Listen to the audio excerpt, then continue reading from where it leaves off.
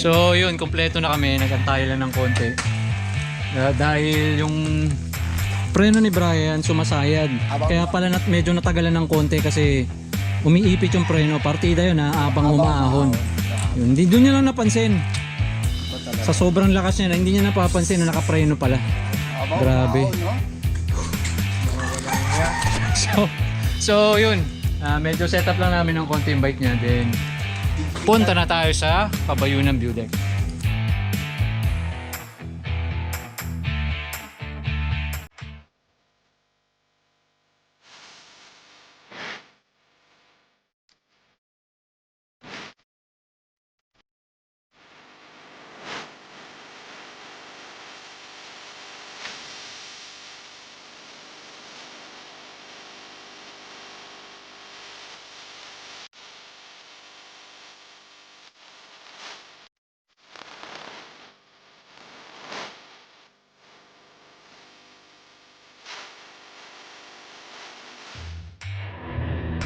Welcome back mga par. Nagbabalik si Utix nyo. Siyempre Sabado ngayon. At time check 6:09 ng umaga. Kasama ko si Brian. Kasama ko si Mike. So meron tayong mission ngayon mga par. Ito yung budulin tong dalawang to. So pupunta tayo ng Kabayunan. Alam naman nila kung saan tayo pupunta, pero wala silang idea kung gaano katarik dun. Kaya eto, titingnan natin kung ano mga itsura nila pag nagsimula na yung matarik na ahon. Kaya ride safe sa amin. Woo! Okay, so time check 6:23. So andito tayo sa kahabaan ng provincial road dito sa Barangay Bagong Buhay. So medyo malayo pa kami. At ito naman ay puro rolling hills to. So hindi naman masyado nakakapagod.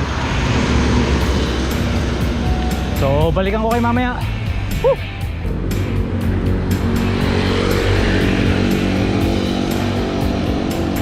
So nasa boundary na tayo ng Norsagaray. Actually hindi pala boundary, Norsagaray na pala to. At sa kanan, ito yung resort ng adventure. Kung tawagin nila ay Mini Paris or Eiffel Tower para. Hindi kita. Ay, hindi kita. Anyway, ito yun.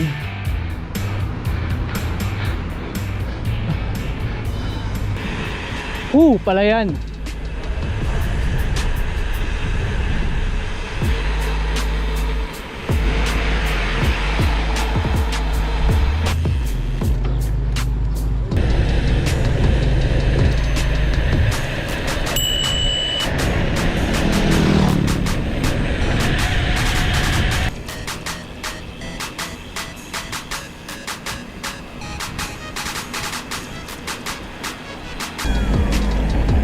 Alright, so itong padjak na pala natin na to, race back natin to sa Kabayunan.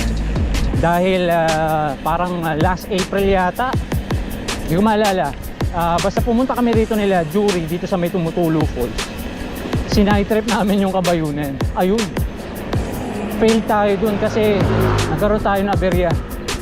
At hindi na tayo umabot sa pinaka-summit. So ngayon, eto, mag-a-attempt ulit tayo.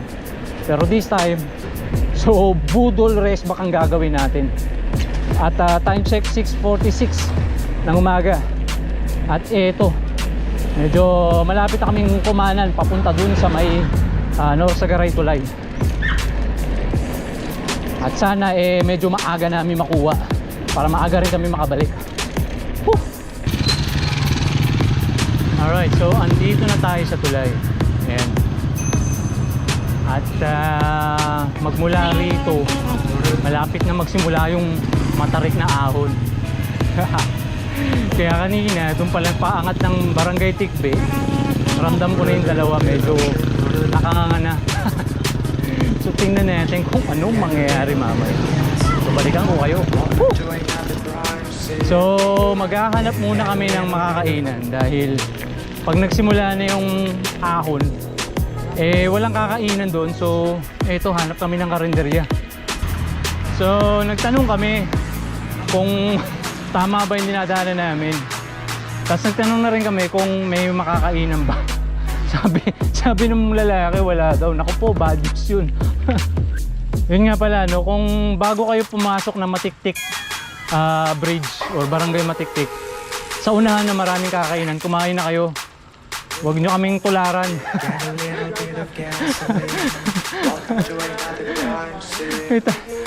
Yung may mga padyak namin, no, nanlilembot na. Ayan na yung ahon. Naku po. Hindi, may isa pa tayo mga ano. Rolling hills lang to, pero nakakapagod din ah. So quick update, eto. Nagsisimula ng umangat yung padyakan namin. Ang mahirap lang, wala pang laman yung mga tiyan namin. Kaya wanto-wanto lang muna. At sana may madaanan kami mga tindahan. Papatulan na namin kahit na ano. So yun, may naispatan kaming tindahan. Patulan na namin kahit na biskwit tsaka kape, okay na yun. Magkaroon na naman yung tiyan namin. Pero tingnan namin kung mayroon pang karinderya sa unahan. Kakain pa rin kami kasi medyo pagdating sa taas wala na talagang kakainan. Alright, so tapos na kami mag merienda. Ay hindi pala, almusal. Kapirasong almusal lang. Eto, wanto-wanto na padyakan. Kasi baka matunaw agad yung tinapay tsaka yung kape sa tiyan namin. Kaya nandun pa rin kami sa goal namin na mahanap namin yung karinderya. Dahil hindi pwedeng umahon hanggang doon nang walang laman ng tiyan. Alright, so eto, may mga nakakahalata na. Nakakahalata na si Mike na medyo budulan yung mangyayari.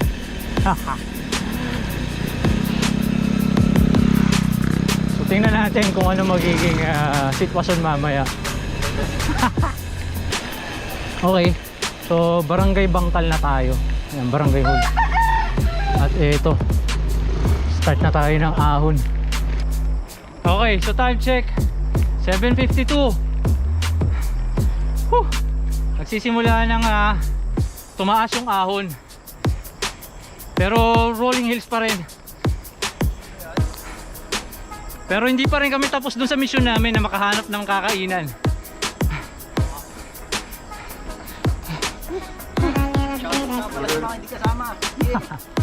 So nasa 15% gradient din yung taas. At mukhang nalusaw na yung dalawang lemon square sa tiyan ko. Okay, so malapit na mag-recovery.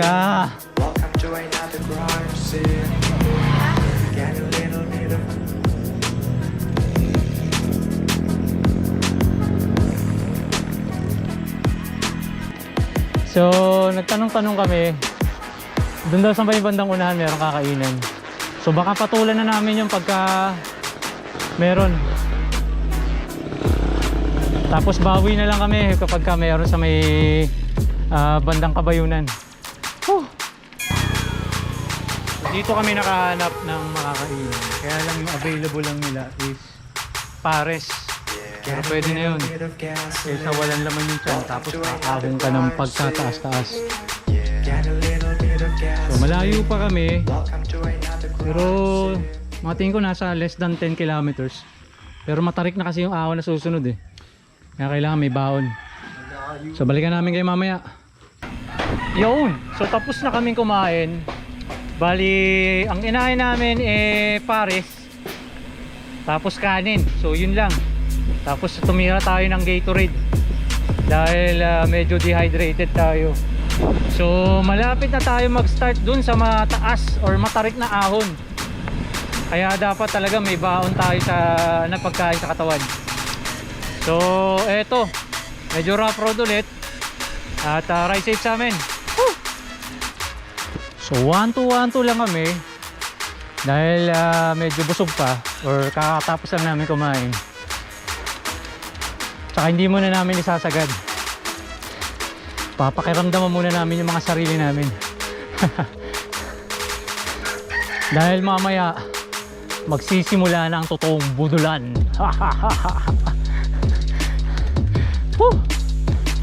So time check 8:53. Ayan, medyo tanghali na. At naglalaro sa 12% gradient. Pero kanina dun sa unahan, nag 14.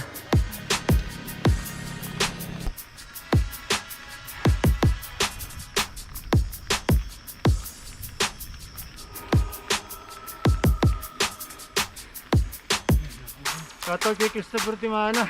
Budol mo kami, walang yaka. Kami mo, patag lang to. Masa kami ni Mike. Patag lang. Papatagin pa lang pala. Papatagin pa lang natin. Oh. Ang daming ginawa mo sa amin. Maaagad rin kami sa ni Mike.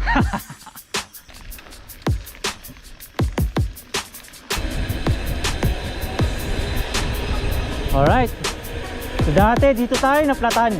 Eto, babawi tayo. Yeah! Lusong! Woo!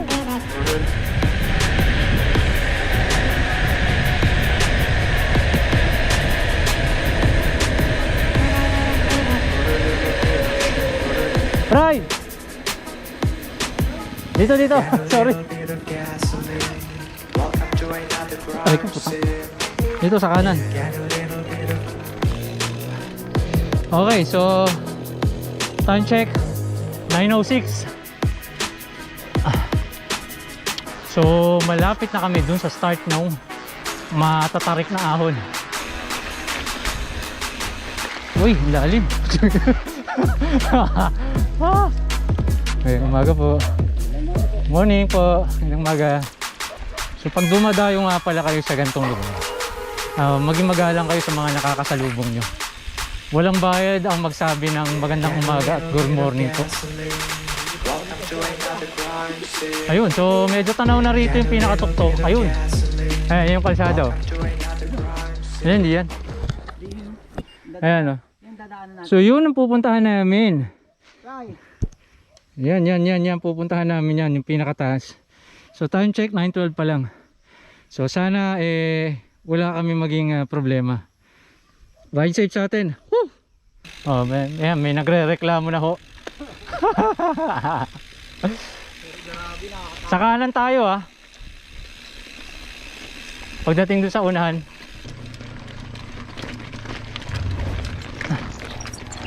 Ah!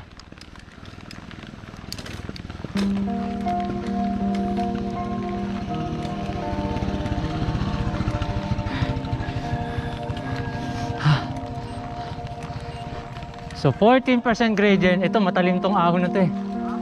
Oh, hindi naman pero mataas.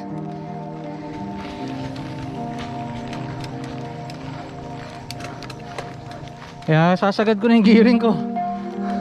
15, 16%, 17%. Woo!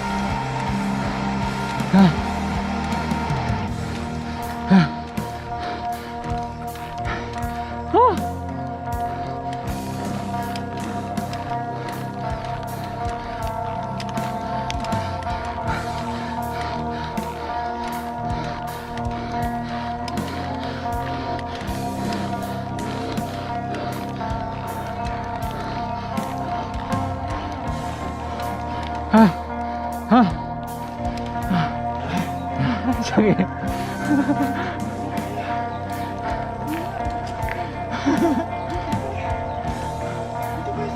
Ayan, mataas yan.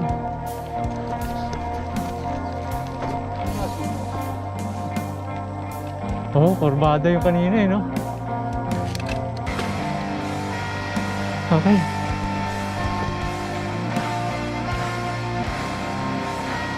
Sagad na agad natin yung gearing natin. Sabi ba? Ito. Ayun, nakikita. Ito pala namin. Ba't kami nagpapakapakot kumadyak sa bike? Ayun, nakikita niyo yung kalsadang yun, oh.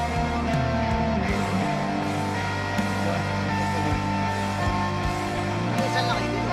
Hanggang dito lang kami. Dito sa buwa. Yan. Sila, ito. Diretso sila.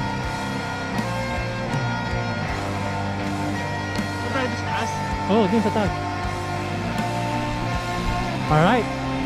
So, lungsong muna tayo. Woo!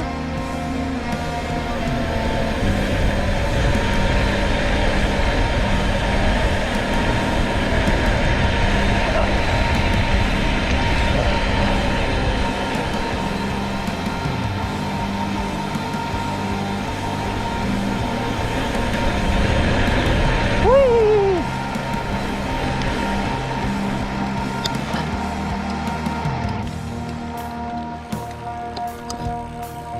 Basta ano lang to, one to lang.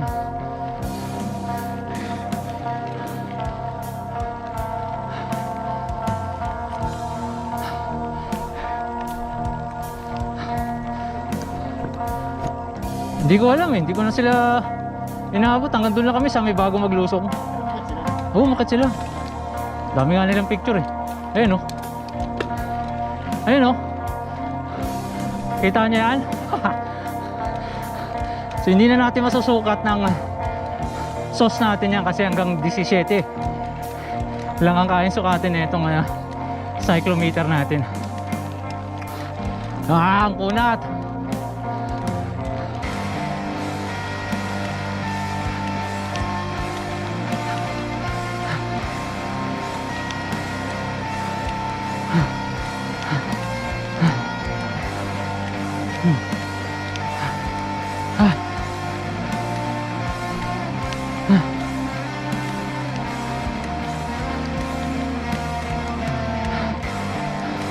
Ha?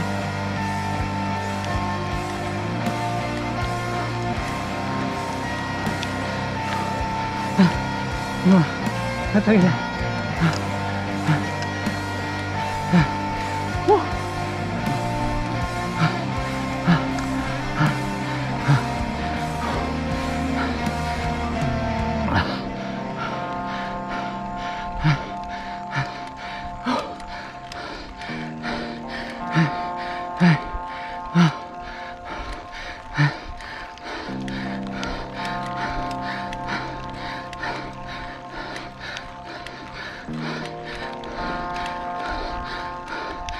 Ah.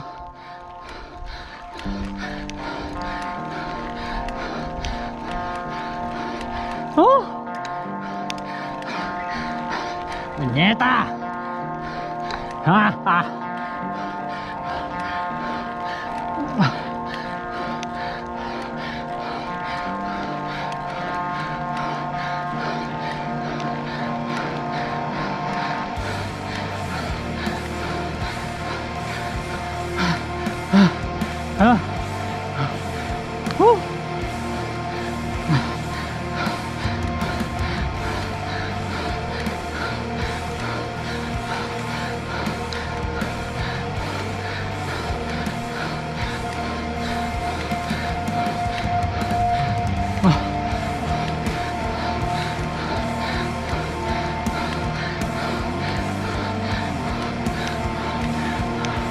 Putang ina. Walang recovery. Ayun, meron.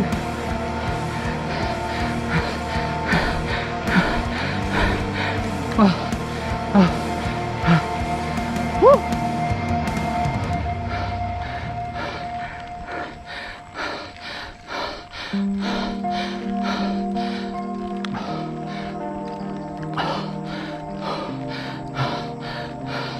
So hindi na masukat ng sauce kung ilang percent gradient. Pero isa lang masasabi ko, tangina, napakatarik.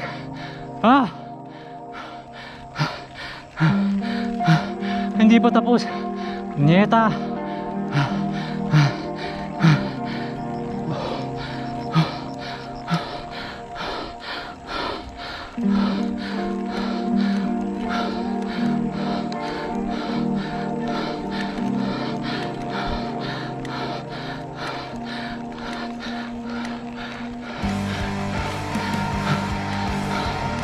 Ah. Oh.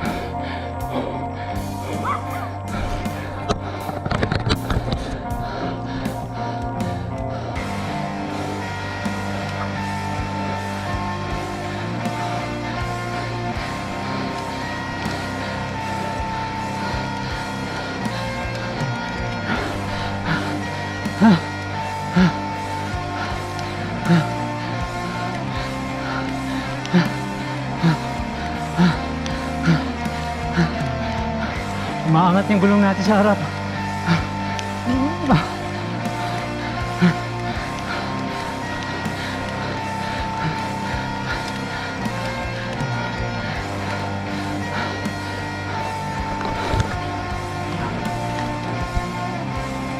So 200 meters pa para dun sa view deck. Tukod tayo. Hindi kaya. Ubusan tayo ng hangin. Last spot si Otich nyo.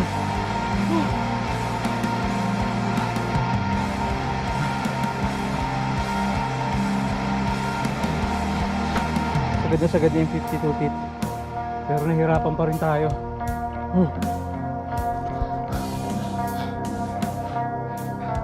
So hinga-hinga lang. Tapos balikan ko kayo. Okay, so 200 meters na lang. So 1 to 1 to na lang natin to. Kung kailangan matumukod or magtulak, walang problema. Gagawin natin. Dahil sa totoo lang, ang taas, putang ina. At ang masama nun, inaabot na kami ng init ng araw. Kaya ang hirap din huminga. Itong 200 meters, hindi ko alam kung puro paikot na ba to or isang diretsong matarik.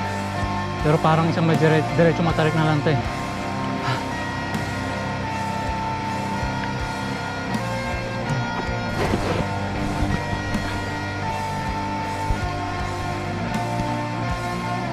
Sa kaliwang side.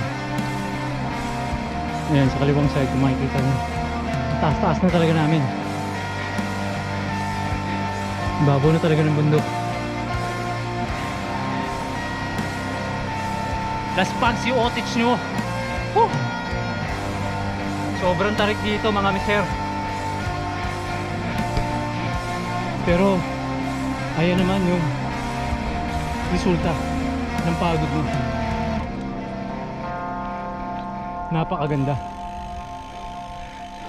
At yan, start na ulit ng matarik na ahon. Woo!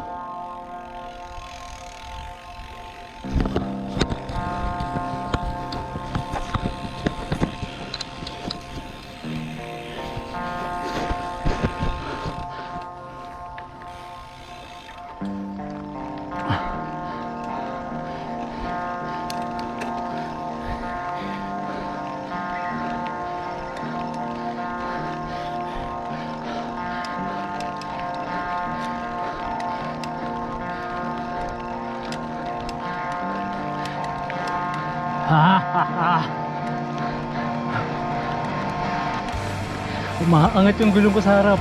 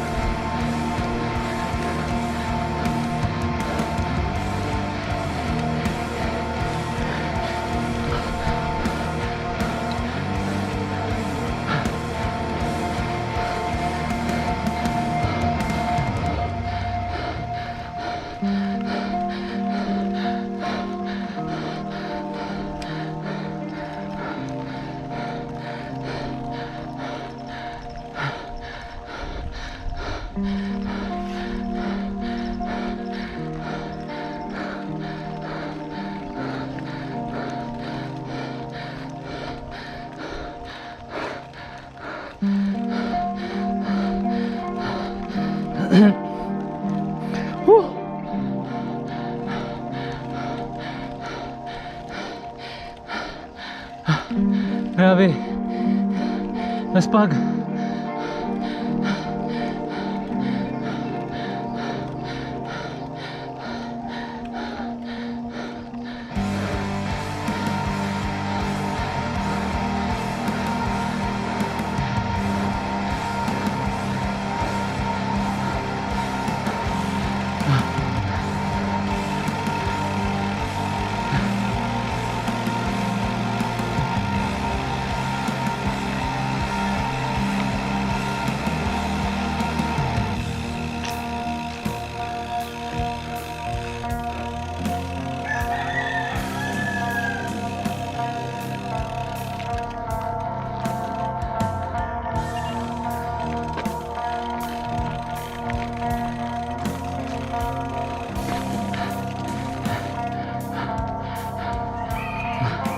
Alright, so andito na tayo. Okay, so andito. Alright, so andito na tayo sa Kabayunan View Deck. So dito yung entrance. Waiting lang natin yung dalawang kasama natin. Dahil sigurado nahirapan din sila. Dahil sobrang tarik. Yung sauce namin hindi na gumagalaw sa 17.7. Napako na siya dun. So, ibig sabihin nasa 20 pataas na yung kaninang ahon na ginawa namin. So antay-antay lang. Saka medyo pahinga. Ride safe.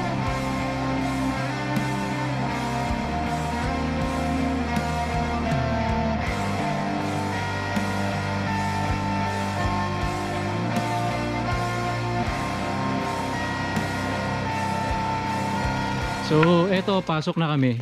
Ayan, so magmula dun sa pinaka gate, tulak na lang ang mangyayari. Dahil kung bikeable sa inyo to, kami wala kaming planong biken. Tutulak na lang namin. So may entrance fee nga pala na 25 pesos kapag ka day tour. Pero kapag ka mag-overnight kayo, 100 pesos. Kabayunan View Deck. Check. Pinatawag ko kayong lahat! Ha? Upang masilayan nyo ang aming paghihirap! Sarap! Putang ina! So ito yung reward after nyong umahon ng pagkarami-rami at pagkataas-taas.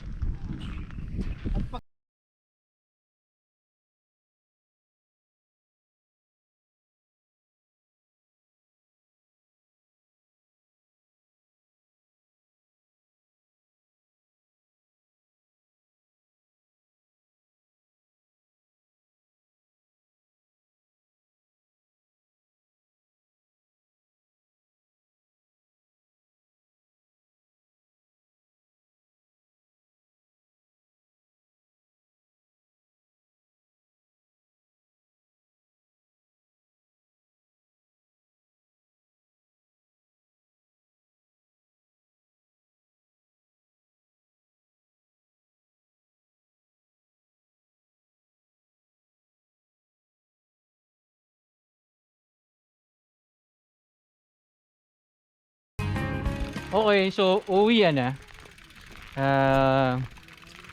Isang mabilisang ano lang, silip dito sa view deck. Pero hindi pa namin tatapusin yung video dito. Showcase namin yung lusong mamaya. Yan, rock and roll yun. So yun yung magiging outro namin kasi sayang naman. Sulit yung ahon kaya dapat sulitin din yung paglusong. So balikan namin kayo. Dito sa ano, sa Kabayunan. Alright, so uwi na po. Yan. At eto, lulusong na kami. At syempre dito na namin tatapusin tong video na to. At syempre pagka lusong, alam nyo na, pasok!